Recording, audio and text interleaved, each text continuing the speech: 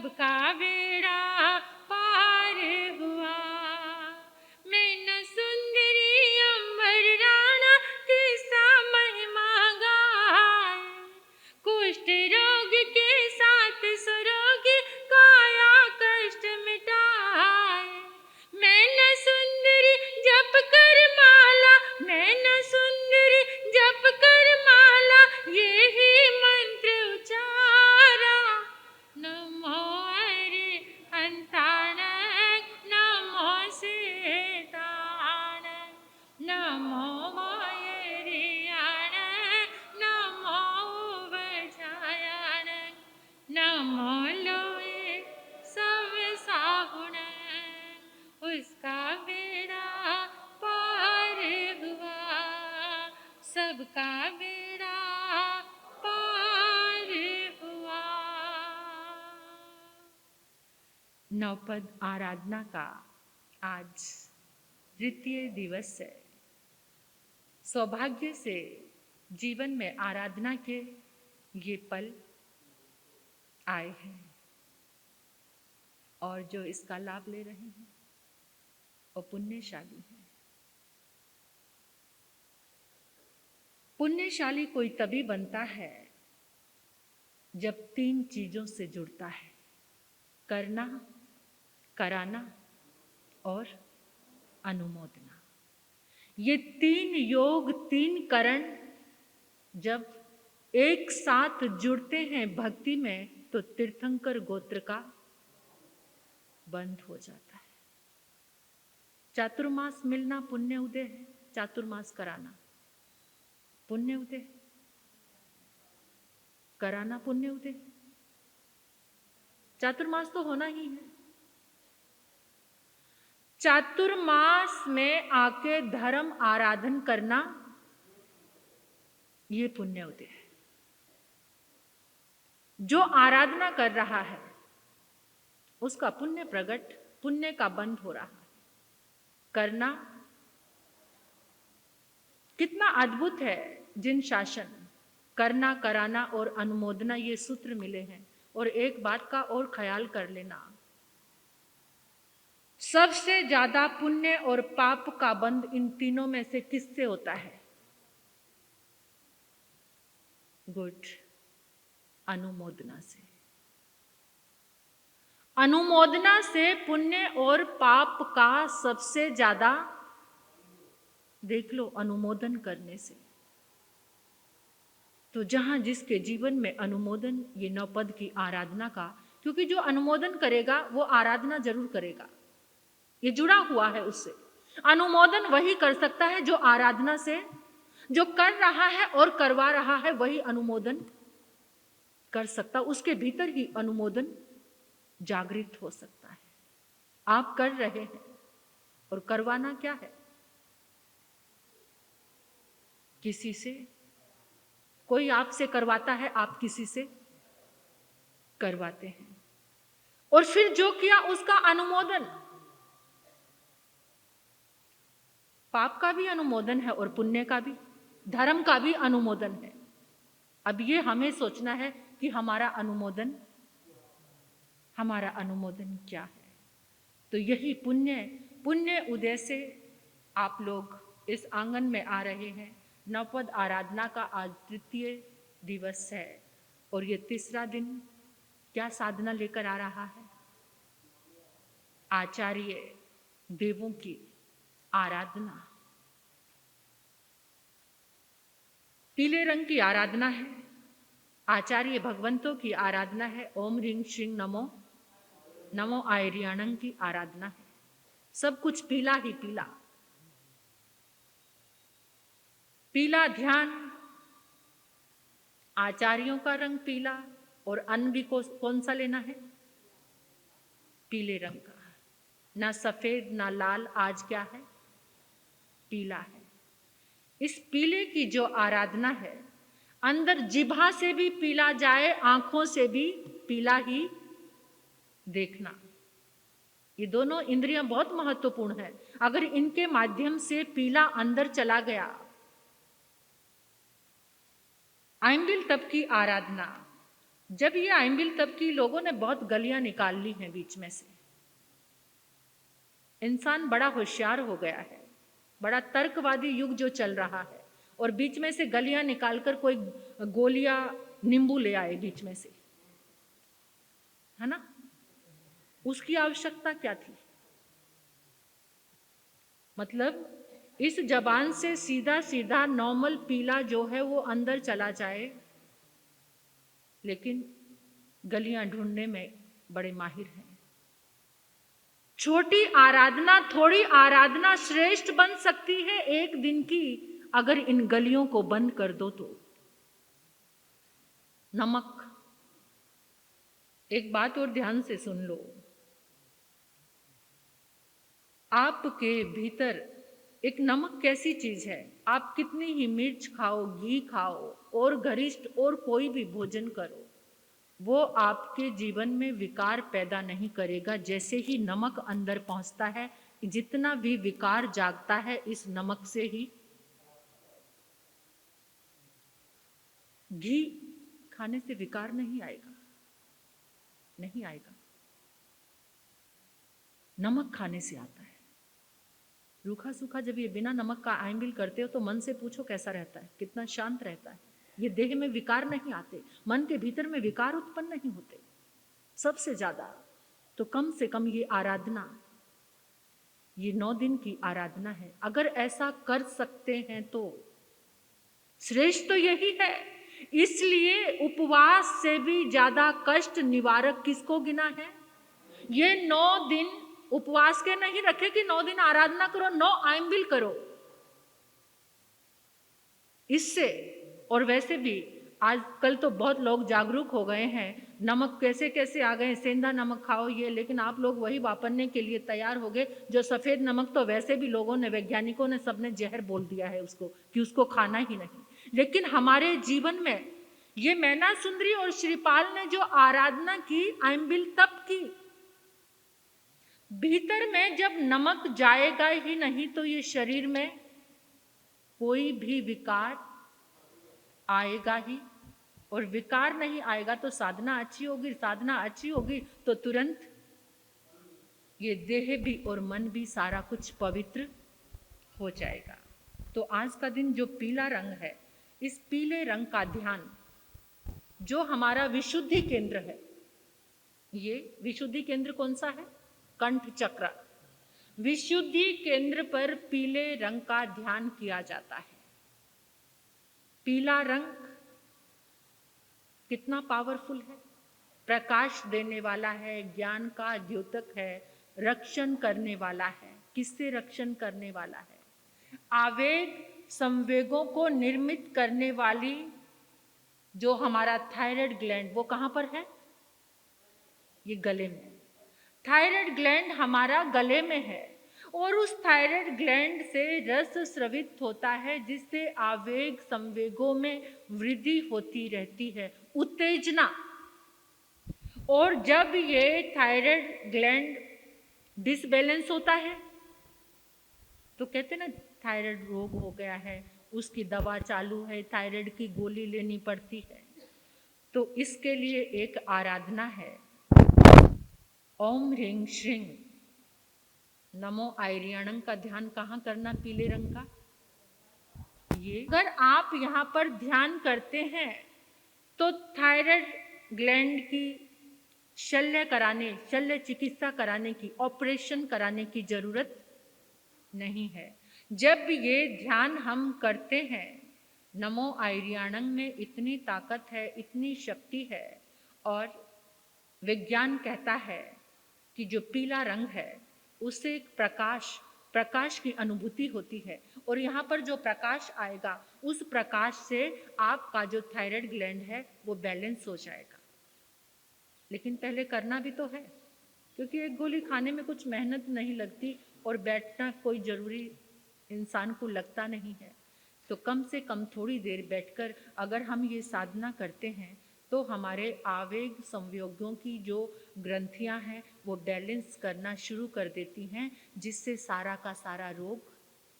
और वैसे भी जब हमारे भीतर पीला रंग जाता है श्रीपाल और मैना सुंदरी ने जो आराधना की, पहला रंग सफेद रंग जब अंदर गया तो अंदर से जो जड़ थी वो जलनी शुरू हो गई, और जो लाल रंग आया, लाल रंग से जो घाव थे उस घाव को अंदर से खींचने की शक्ति यानी उसको कम करने की शक्ति आई। जो लाल रंग है जिसके अंदर HB यानी खून की कमी है, अगर वो लाल रंग का ध्यान करते हैं ना तो लाल रंग बॉडी में खून की कमी पूरी करना शुरू कर देता है। नमोकार मंत्र के रंगों में सारी पूरी की पूरी शक्ति छिपी हुई है, पूरी की पूरी शक्ति। एकाग्र होकर जब भी हम ये ध्यान करते हैं तो लाल रंग अंदर से बढ़ना शुरू हो जाता है। और पीला रंग, जैसे ही पीले रंग का ध्यान किया उन्होंने तो एकदम जो जख्म थे वो सूखने शुरू हो गए। और जो हरे रंग का ध्यान किया, हरे रंग का जाप किया, हरा रंग जीभा से भी अंदर गया, आंखों से भी अंदर गया, चिंतन से भी अंदर गया, तो हरे रंग से ऊपर जख्मों के ऊपर क्या आनी, स्किन आनी शुरू हो गई। और जब नीले रंग का ध्यान किया तो नीला रंग कांति, तेजस्विता यानी, और जो 4 दिन का वो ध्यान किया, 4 दिन की वो आराधना की सफेद रंग की, तो एकदम काया कंचन के जैसी हो गई। तो आज की आराधना में ओम रिंग श्रिंग नमो आयरियाणं की 36 माला जो विधि से कर रहे हैं और जो खुले रूप में कर रहे हैं उनके लिए 20 माला है, और 36 ही तिकुतों के पाठ से वंदन, 36 लोगस का ध्यान, 36 नमो तुणंग, 36 खमा समनो, और जो धान्य रहेगा वो पीले रंग का, जो बेसन वगैरह जो भी आप लोगों को ज़्यादा पता है तो वो इसका धान्य रहेगा लेने के लिए। तो आज की आराधना में आप 4 तरीके से ध्यान कर सकते हैं। अपने कंठकूप में बैठकर ध्यान जरूर करना।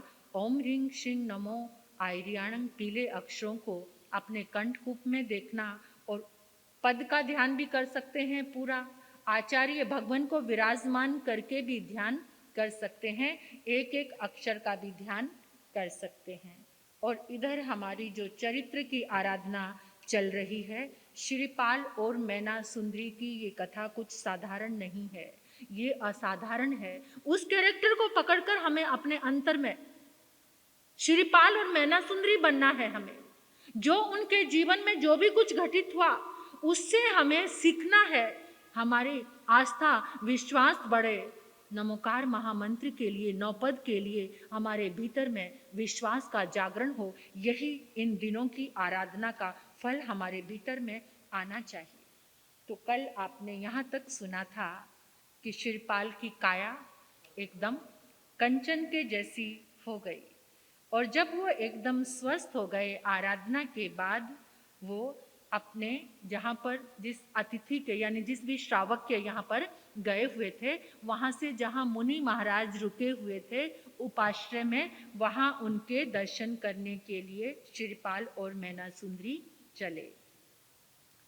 जैसे ही वो चले, अभी चल ही रहे थे, विकसित नैन देख निज माता, दौड़ निकट तब आया, चरणाम्बुज कर नमन कहे धन, माता दर्श में पाया।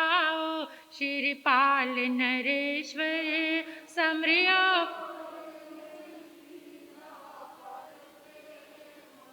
श्रीपाल नरेश्वर समरियो परमेष्टि, श्रीपाल नरेश्वर समरियो परमेष्टि, नवपद प्रेम से कर अवलोकन, विष में हो माता का हृदय भराया, मिले खूब आपस नैना में बूंद हर्ष का छाया। ओ श्रीपाल नरेश,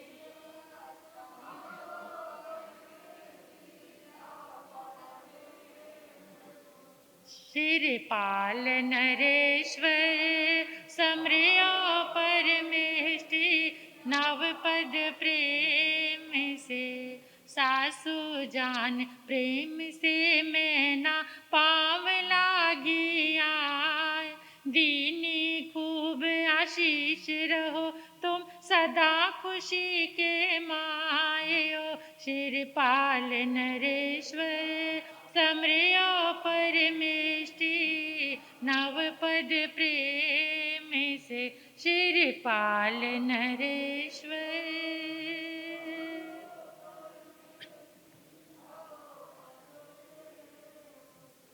मुनि को वंदन करने के लिए आ रहे थे और रास्ते में कमलावती रानी एकदम जब आती हुई माँ को देखा तो शिरपाल दौड़ा दौड़ा गया और माँ के चरणों में गिर पड़ा। माँ, माँ, तुम कितने दिनों के बाद, कितने सालों के बाद तुम्हें देख पा रहा हूँ। आज का दिन धन्य है माँ, तुम्हारा दर्शन हुआ।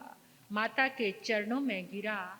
अपने सुंदर पुत्र को देखकर, अब तो कोढ़ का रोग था नहीं, तो एकदम माँ भी भाव विभोर हो गई और एकदम आश्चर्य से भरकर देखती रही। देखते देखते हर्ष के मारे उसकी आंखों में आंसू आ गए। बहुत आशीष थी। और जैसे ही श्रीपाल ने माँ को प्रणाम किया तो मैना सुंदरी समझ गई ये जरूर मेरी, क्योंकि सारी कहानी तो बताई हुई थी कि माँ दवा लेने के लिए गई थी, अभी तक आई नहीं है। तो मैना सुंदरी भी सासू माँ के चरणों में एकदम प्रणाम करने लगी। प्रणाम करके, वंदन करके, जैसे ही वंदन किया, हाथ जोड़े, तो सासू माँ ने भी उनको गले से लगा लिया। बहुत ढेर सारे आशीर्वाद दिए और श्रीपाल ने बताया, माँ, आज जो मुझे तुम निरोग देख रही हो ये कोई और नहीं, तुम्हारी बहू है। इसी की कृपा का फल है कि इसने मुझे पूर्ण चंद्रमा बना दिया। माता बहुत खुश हुई और खुश होकर बहू को गले से लगाया। ढेरों ढेरों आशीर्वाद दिए। आशीर्वाद क्या दिए? दूधो नहाओ पूतो फलो। ये सुंदर आशीर्वाद, पता नहीं आजकल तो देते हैं या नहीं, लेकिन पहले ऐसे आशीर्वाद देते थे कि दूध और पुत्र, इन दोनों चीजों को क्या गिना गया? विशेष। जिस घर में दूध है, जिस घर में पुत्र है, वो घर फूला फला है, ऐसा लोगों की मान्यताएं थी। आज सब कुछ चेंज हो गया है। तो इस तरह से वो गुरुदेव के चरणों में गए और जाकर वंदन करके कहा, गुरुदेव देखो आपकी कृपा का फल, नौपद की आराधना से आपके श्रावक जी एकदम स्वस्थ हो गए हैं। एकदम आप देख रहे हो, गुरुदेव ने ढेरों आशीर्वाद दिया और कहा कि तुमने इतने मन से ये नवपद की आराधना की, तुम धन्य हो। तुमने जिन धर्म को दिपा दिया इस आराधना से। इस तरह से दोनों को आशीर्वाद दिया और वो आशीर्वाद लेकर यही महसूस करने लगे कि अब जीवन का आधार है तो केवल नवपद ही है। कुछ भी जीवन में करना है तो नवपद की आराधना के बिना नहीं करना। गुरुदेव को वंदन कर करके अपने वापस आए और माता को पूरी की पूरी कहानी श्रीपाल बता रहा है। अब अगले दिन की बात है कि पुनः उन्होंने सोचा कि जितने दिन तक भी गुरुदेव विराजमान है हम रोज दर्शन करने जरूर जाएंगे, दर्शन किए बिना पानी भी ग्रहण नहीं करेंगे। पुण्य मुनि के दर्शन को आए सास बहू श्रीपाल, जंगम तीरथ कारज में न मात आई चल साथ। ओ श्रीपाल नर समरियो परमेष्टि, नव पद प्रेम से। अगले दिन जब वो गुरुदेव के दर्शन करने के लिए आए तो उधर से मैना सुंदरी की माँ, क्योंकि वो भी जिन उपासक थी और बाय चांस की बात वो भी गुरुदेव के दर्शन करने उसी समय आई। जैसे ही आई और उसने अपनी बेटी को इतने सुंदर देव कुमार निरोग पुरुष के साथ जैसे ही देखा तो एकदम उसकी भ्रुकुटी तन गई। इतना क्रोध आया, ये दुष्ट, कुल को दाग लगाने वाली। अरे इसके पिता ने तो इसको कोड़ी के साथ शादी की थी, इसका किसी दूसरे पुरुष के साथ इससे संबंध बना लिया। ऐसे सोचकर एकदम तेज तेज उसको क्रोध में रोना भी विलाप करने लगी। इससे अच्छा तो तू जन्म लेते ही मर जाती। अरे शादी किसी के और के साथ और रह किसी और के साथ रही है। पता नहीं क्रोध में आके उसने क्या क्या बोल दिया। आज की भाषा में क्या कहें कि शादी किसी से और अफेयर, मैरिटल अफेयर, यही बात थी वहां भी। जैसे ही मैना सुंदरी ने माँ के ऐसे कुवचन सुने, मुस्कुराती हुई माँ के पास आई। माँ, अपने संस्कारों पर विश्वास नहीं, जो धर्म तूने दिया क्या उस धर्म पर तुझे भरोसा नहीं? गौर से देख, मुझे पूछ तो सही। क्रोध करने से पहले किसी बात का निवारण होना चाहिए। ये और कोई नहीं, वही मेरा पति है, जिसके साथ पिता ने मेरा विवाह किया था। ये सब कुछ और नहीं, नवपद की आराधना का गुरुदेव का प्रताप है। पुण्य उदय से गुरु मिले और गुरु ने आराधना बताई। वो आराधना हमारे जीवन में आई। माँ को चैन की सांस मिली और बेटी के सिर पे ढेरों ढेरों आशीर्वाद दिए। और कमला रानी यानी वो भी अपनी समधन को कहने लगी, इतनी लासानी पुत्री को आपका पुण्य उदय है। तुम्हारी कुक्षी धन्य है कि तुमने ऐसी पुत्री को जन्म दिया जिसने मेरे बेटे को क्या बना दिया? राजकुमार पुण्य बना दिया। ये देव कुमार जैसा रूप नवपद की आराधना से है। तुम तो मुझसे ज्यादा जानती हो कि नवपद की आराधना में कितना चमत्कार है।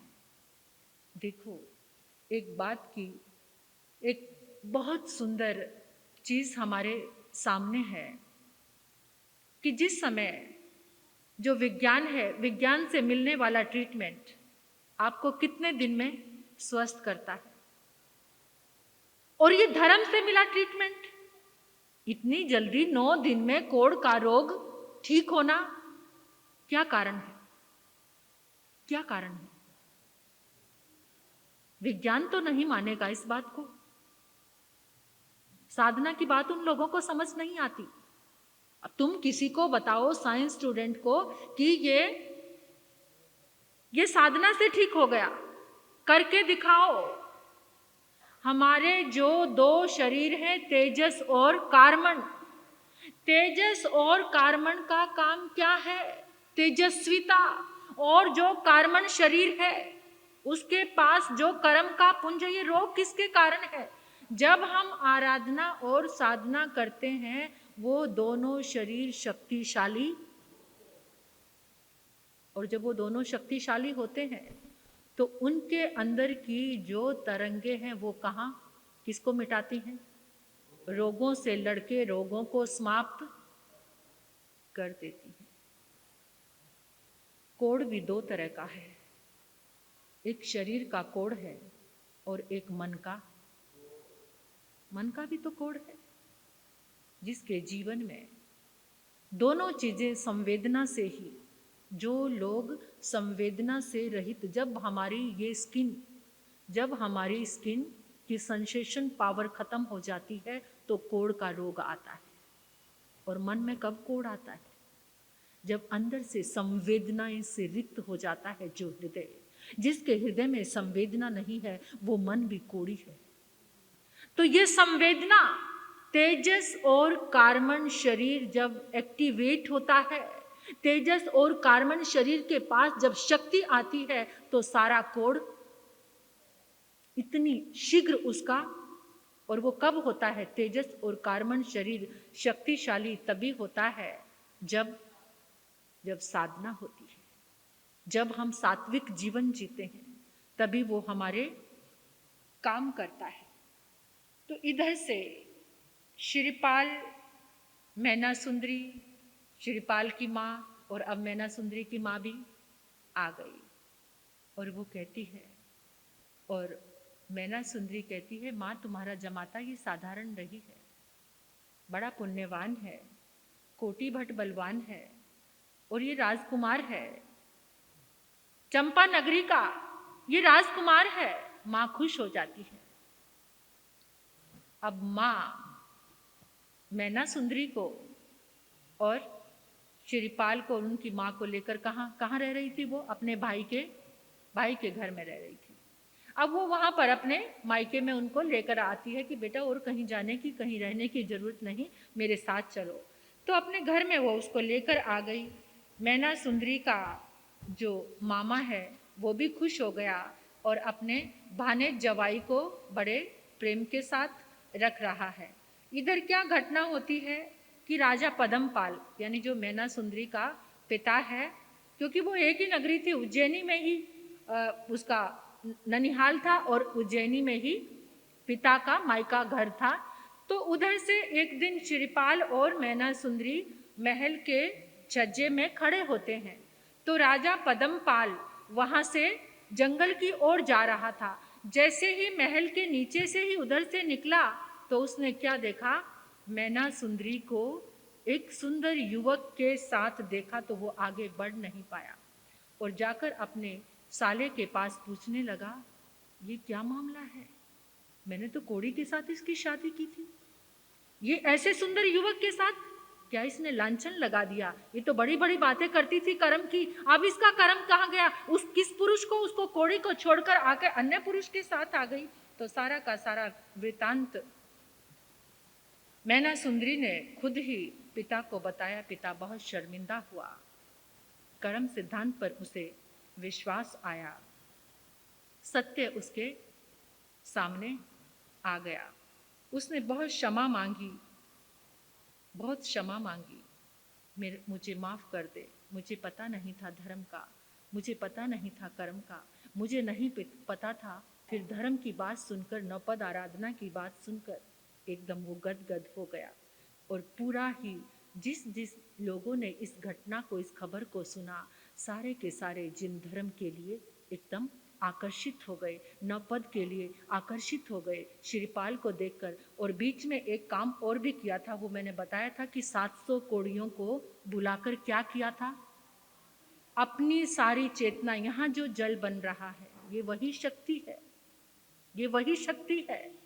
700 कोड़ियों के ऊपर मैना सुंदरी ने जल को, आचार्य सिद्ध सेन दिवाकर भी कहते हैं कि ए प्रभु, आपकी स्तुति करके, आपकी आराधना करके अगर जल किसी भी रोगी को दे दिया जाए, किसी के ऊपर छींटा दे दिया जाए, तो उसका रोग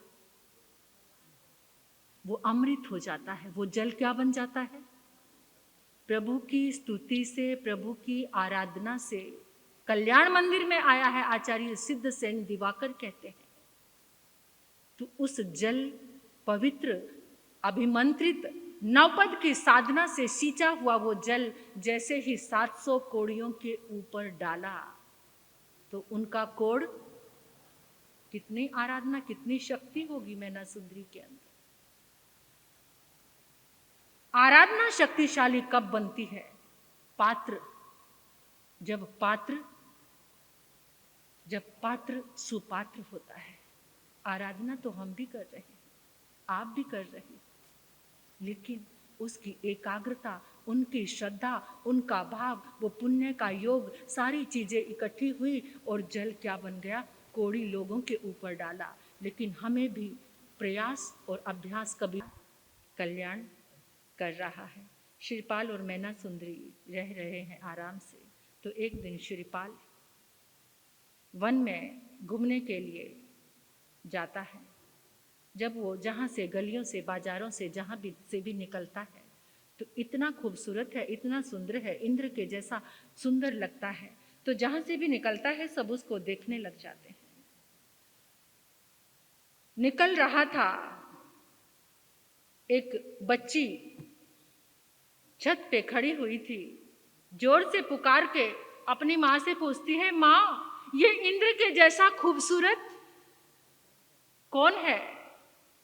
माँ ने कहा, बेटा ये राजा का जमाई है। और ये बात किसके कान में आ गई? शिरीपाल की। शिरीपाल एकदम चौंक उठा इस आवाज को सुनकर और सोचने लगा कि मेरी पहचान किसके नाम से? ससुर के नाम से। जो अपने नाम से जाना जाता है वो सबसे उत्तम होता है। निज गुण जाने सो उत्तम जग, पिता नाम से मध्यम। अपने नाम से जिसकी पहचान होती है वो उत्तम होता है, पिता के नाम से जिसकी पहचान होती है वो मध्यम होता है। जिसकी पहचान मामा के नाम से होती है वो अधम होता है।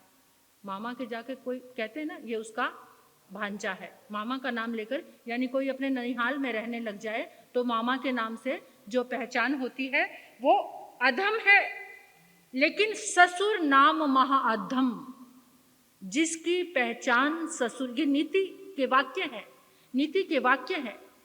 तो जिसकी पहचान ससुर के नाम से जो पहचाना जाए वो महाअधम है। अब श्रीपाल को लग गया वचन का तीर। क्या वचन का तीर लग गया? वो क्या करेगा आप सुनेंगे, आपको पता चलेगा। इस आराधना से पुण्य के योग फलेंगे, पुण्य का बंध होगा और आपके अच्छे संस्कार, सुविचार, भीतर में शक्ति का जागरण होगा। सहजता से सब चीज़ें मिल रही हैं, लेकिन लेने का पुरुषार्थ, लेने का ये जागरण होता है।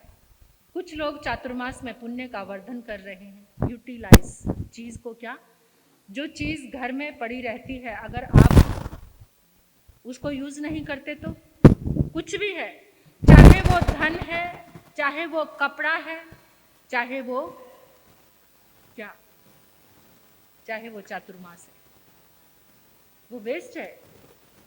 जो घर में जो यूज़ ही नहीं कर रहे उनके लिए सब दिन एक जैसे हैं। तो जो इसको अच्छे से सदुपयोग करेगा, दुरुपयोग और सदुपयोग दोनों ही चीज़ें हैं। तो आज की गाथा की जो हमारे भक्तामर की आराधना चल रही